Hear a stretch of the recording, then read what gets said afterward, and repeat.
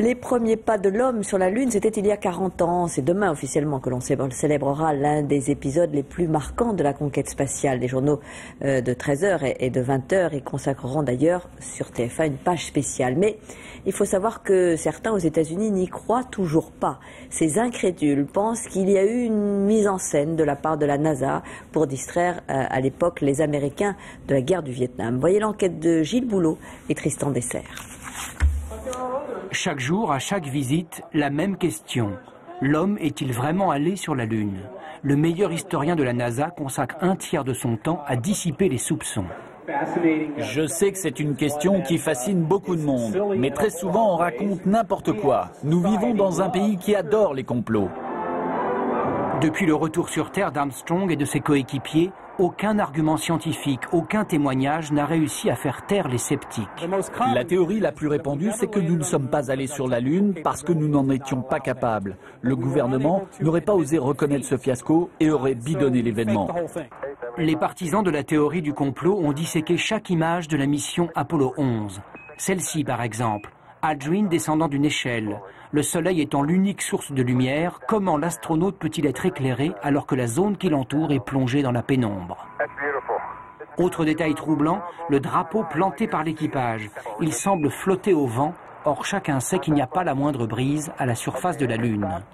Quand on regarde bien le film, on voit que les astronautes ont du mal à planter le drapeau. Ils le tournent dans tous les sens pour l'enfoncer dans le sol lunaire et effectivement, ça fait bouger le drapeau. The greatest government conspiracy of all time. Depuis 10 ans, un journaliste américain dénonce image à l'appui ce qu'il appelle l'escroquerie du siècle.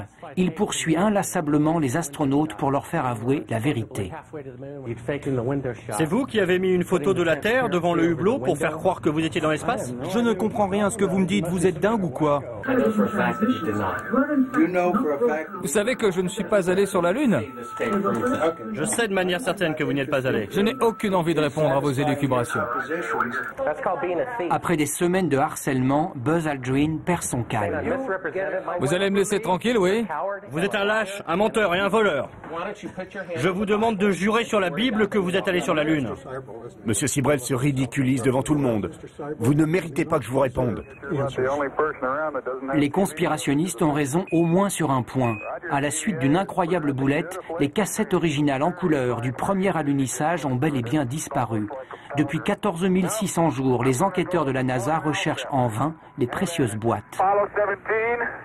Aujourd'hui encore, près d'un Américain sur 5 est convaincu que la mission Apollo 11 était en fait une mise en scène entièrement tournée en studio et que l'homme n'a jamais mis les pieds sur la Lune.